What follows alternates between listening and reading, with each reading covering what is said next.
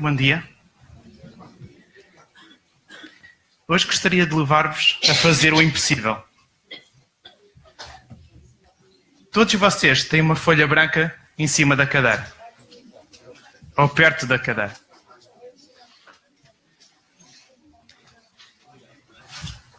E a minha pergunta é a seguinte: quantos de vocês acham possível passar pelo meio dessa folha? Fazendo um buraco, vocês conseguem passar o corpo inteiro pelo meio dessa folha. Eu vou-vos deixar experimentar durante 2-3 minutos.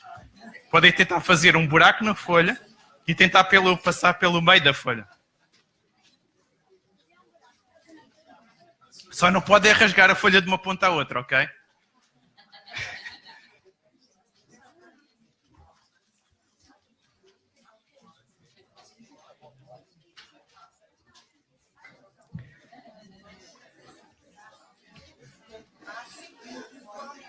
Alguém precisa de uma folha maior?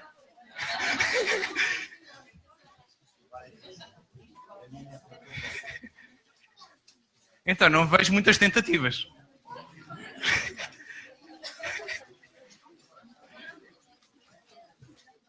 Bom, uns já conseguiram passar o braço, mas a ideia é passar o corpo inteiro.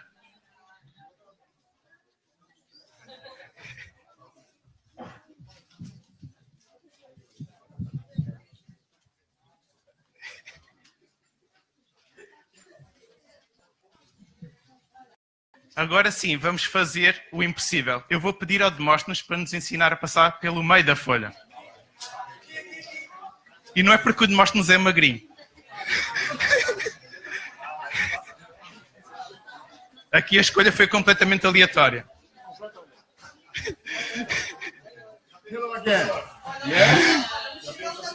Tem solução?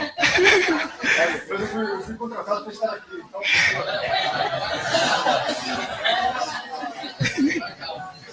Thank you, Michel.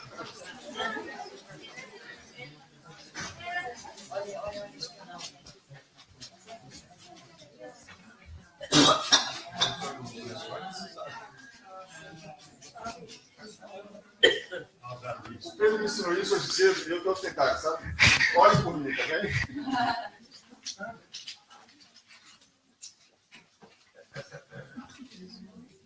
Estou emocionado, estou vendo me olho, né?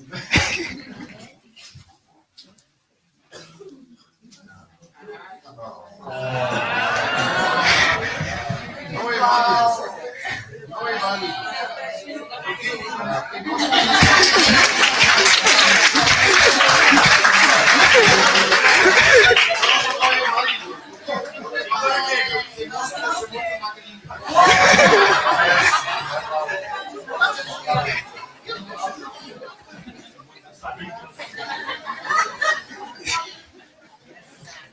Para a próxima nós experimentamos com cartolinas, vai ser mais fácil.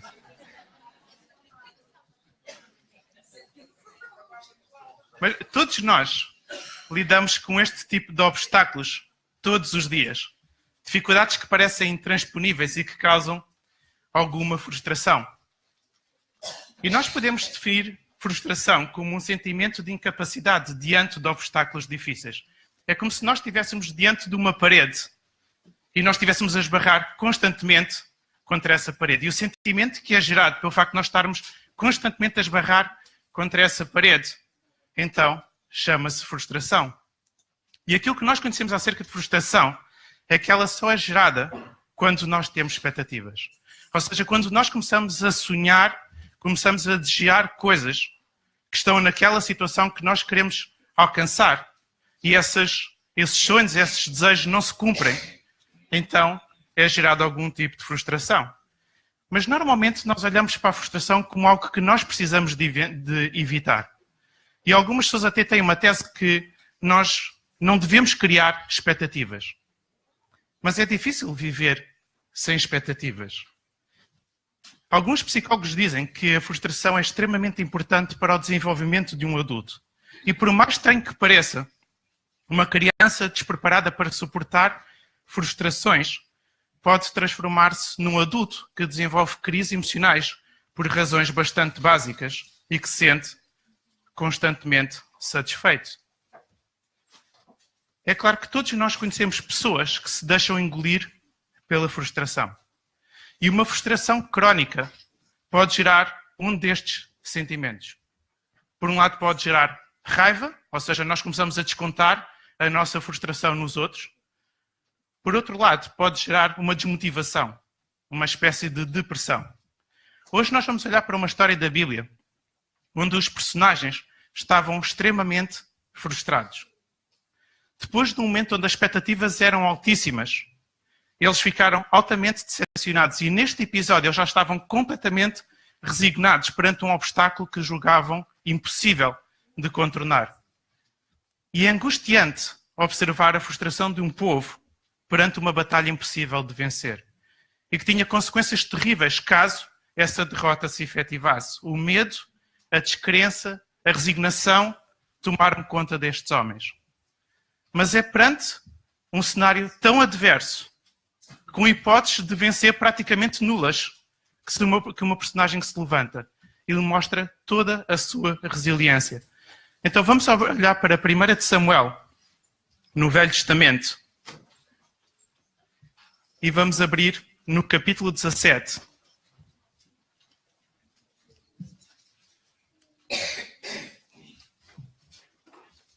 Primeira de Samuel, no Velho Testamento, capítulo 17, o número grande. E agora vamos ler os números mais pequenos, do 41 até ao 54.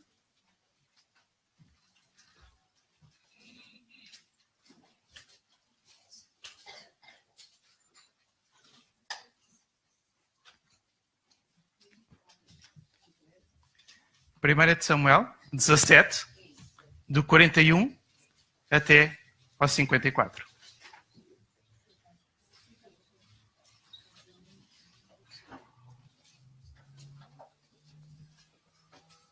O texto diz o seguinte: Golias dirigiu-se para David, levando à frente um ajudante com o seu escudo.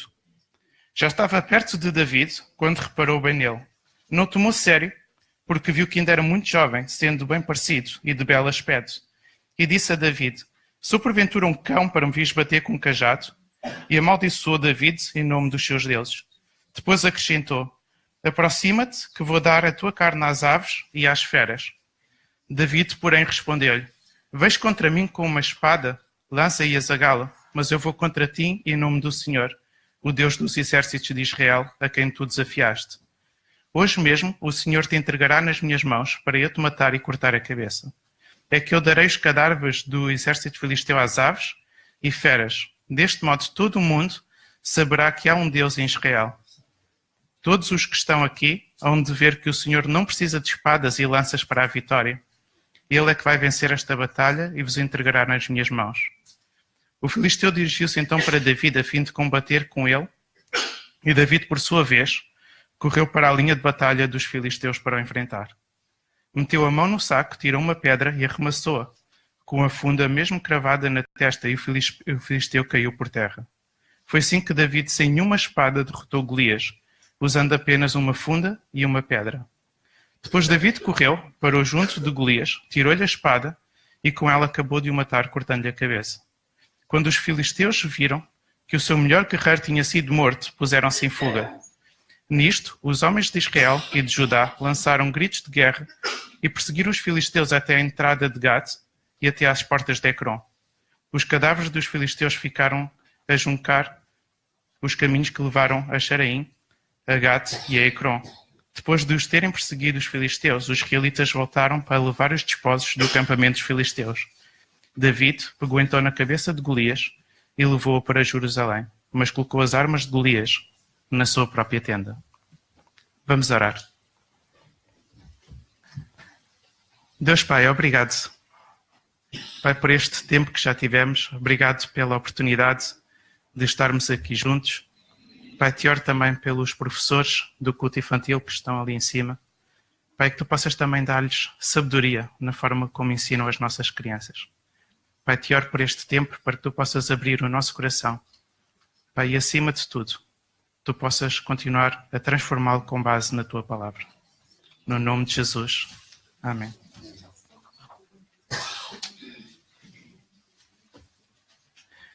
Todo este episódio tem como cenário de batalha uma batalha contra o povo filisteu. E durante muito tempo eram desconhecidas as origens deste povo. Hoje, alguns pesquisadores acreditam que os filisteus faziam parte de um grupo de povos chamados povos do mar. E segundo alguns relatos, estes povos foram derrotados pelo exército egípcio, liderado por Ramsés III, e foram então obrigados a procurar outros locais para viverem. Então acabaram-se por instalar em Canaã, o atual Estado de Israel. E durante o tempo em que eles viveram em Canaã, quase sempre estiveram envolvidos em guerra contra os hebreus. E este episódio que nós acabamos de ler é precisamente o relato de uma dessas batalhas. Para além deste povo filisteu ser extremamente avançado na área da metalúrgica, ou seja, eles tinham armas muito mais avançadas que os seus rivais, eles destacaram-se na construção naval e também era um povo bastante rico. Mas para o povo hebreu, eles eram considerados um povo não civilizado, porque tinham hábitos alimentares completamente diferentes, tinham uma religião diferente, com práticas bastante condenáveis, como, por exemplo, os sacrifícios humanos. E naquela altura não existiam propriamente fronteiras definidas, como nós temos nos dias de hoje. Então os povos andavam constantemente em luta entre eles, no sentido de tentar ocupar novas terras. Então este texto bíblico mostra-nos dois exércitos frente a frente. E o exército filisteu estava extremamente confiante na vitória. E o seu trunfo, a sua mais-valia, era um soldado chamado Golias. Um guerreiro bastante experiente, com uma estatura que metia respeito. Alguns pesquisadores dizem que aquele homem media cerca de 2,90 metros. E este homem desafiava o exército israelita e pedia para apresentarem um guerreiro que estivesse disposto a lutar contra ele. E a confiança em si mesmo era tanta que este homem dizia: basta um homem derrotar-me e todo o povo filisteu será vosso escravo. No entanto, se for o contrário, se vocês perderem, vocês serão nossos escravos. E o exército israelita tremia de medo cada vez que este homem falava. O rei Saul, rei de Israel e também de alguma forma líder do exército, não tinha soluções para aquela situação. Mesmo sendo uma pessoa alta, com uma grande estatura, nunca se voluntariou para defrontar Golias. E David chega ao campo de batalha com uma missão, a missão de saber como é que estavam os seus irmãos. E neste entretanto, Golias desafia mais uma vez o povo de Israel. E David ouve estas provocações. Uma das tendências que nós temos e que muitas vezes nos impede de sermos pessoas resilientes, que faz com que nós sejamos pessoas conformadas, é o facto de nós vestirmos a imagem que os outros têm acerca de nós. A imagem que os outros tinham acerca de David não era uma imagem positiva. E certamente não foi esta imagem que os outros tinham acerca de David que fez com que ele se voluntariasse para lutar contra Golias. Tanto o seu pai, como o rei Saul, como os seus irmãos, davam a entender constantemente a David que ele era uma pessoa que não contava para nada. E talvez este seja o pior sentimento que nós podemos incorporar. O seu pai ficou surpreendido quando um profeta escolheu David como rei. Porque na cabeça deste homem, qualquer um dos seus filhos tinha potencial, tinha capacidade para ser rei. Todos eles, menos David. Os seus irmãos viram no local de batalha e acharam que ele estava ali para escapar ao trabalho. Na cabeça dos seus irmãos, David era um preguiçoso, que fazia de tudo para escapar às responsabilidades. Saul, quando percebeu que David queria lutar contra Golias, disse-lhe para não o fazer. Porque na cabeça de Saul, David não passava de uma criança. O próprio Golias ficou estupefacto com a escolha de Israel. Porque no meio de tantos guerreiros capazes, eles vão escolher um jovem pastor cujo aspecto não metia medo a ninguém. E é muito fácil nós vestirmos a imagem que os outros têm acerca de nós. Especialmente quando nós passamos muito tempo a ouvir estas afirmações. E quando os obstáculos, quando as dificuldades surgem, São estas palavras que vão fazer eco na nossa cabeça. São estas mensagens que nos vão levar a crer que desistir é o único caminho. As aptidões e as motivações de David foram colocadas em causa, talvez pelas pessoas que ele mais admirava. E apesar de ter sido difícil para David ouvir estas coisas acerca dele, é muito interessante como David reage a este problema. David não tenta substituir estas vozes por coisas positivas acerca dele mesmo.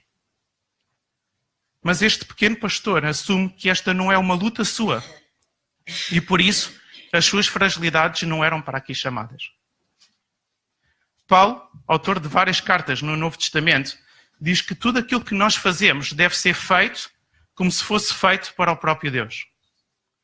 E viver assim aumenta a nossa capacidade de resiliência, porque as nossas lutas são enquadradas dentro de um plano maior do que nós mesmos. E foi exatamente isto que David fez.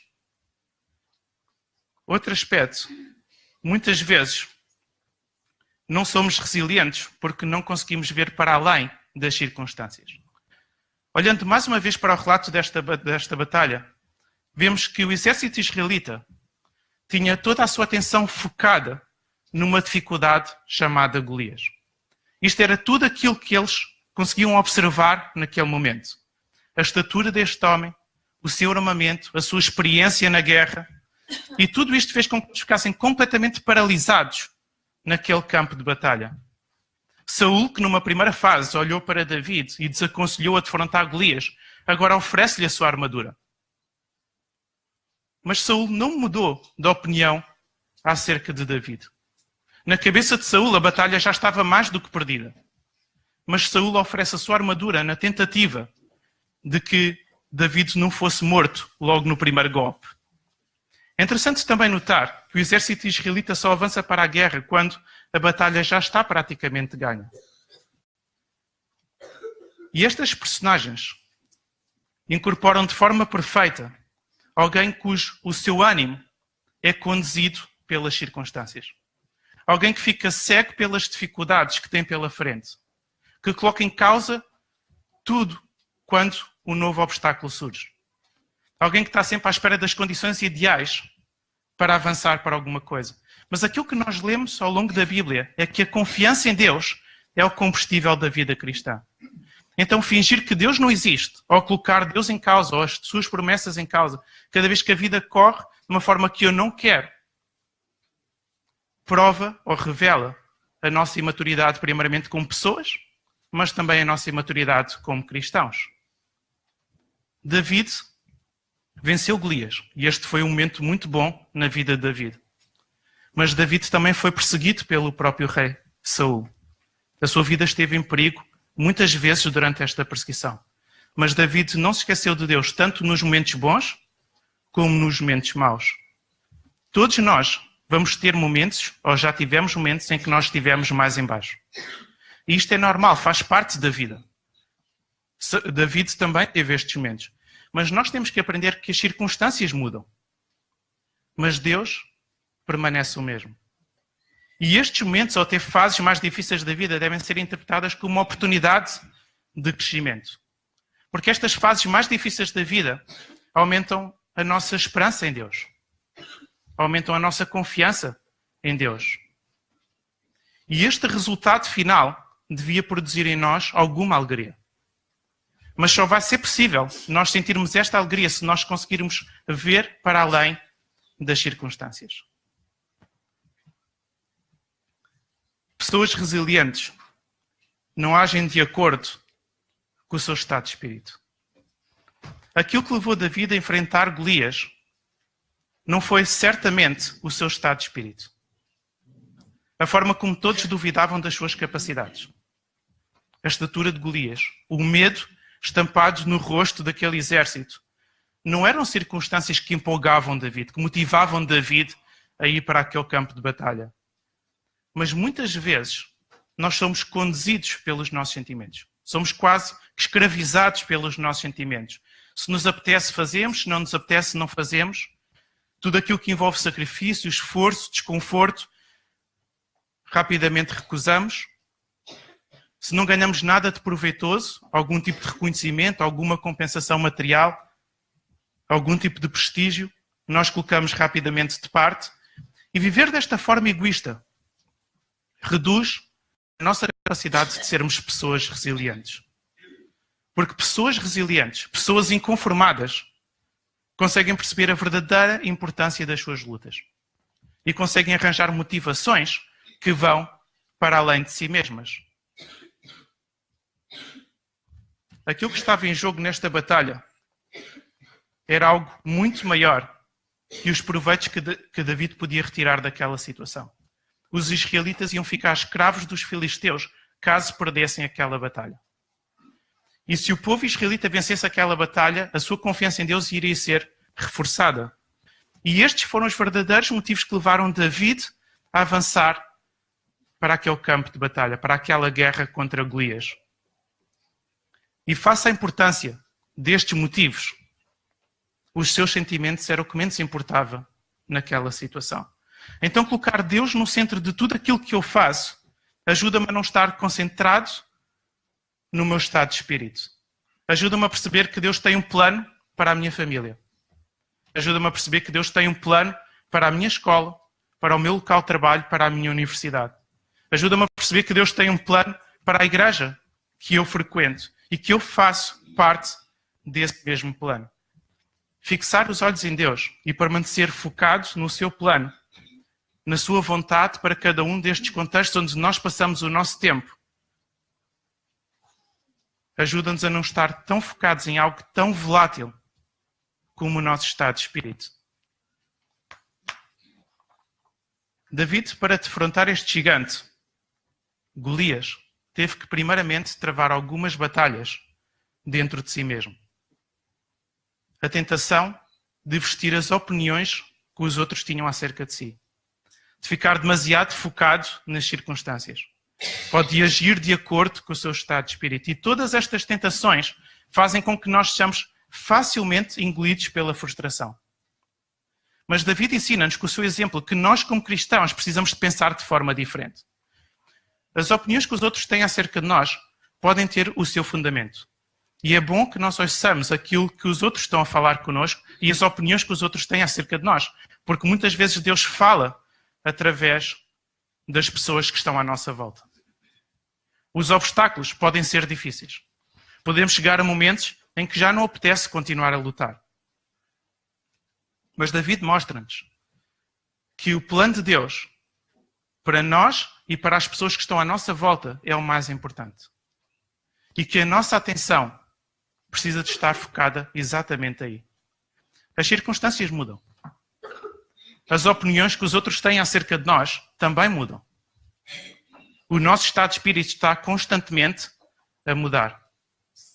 Mas aquilo que nós aprendemos com este texto bíblico é que cristãos resilientes estão focados em algo maior do que eles mesmos. Estão focados em algo que não muda. Enquanto pessoas que se deixam engolir pela frustração estão concentradas em coisas que passam a vida a mudar. Coisas que são transitórias. Vamos orar.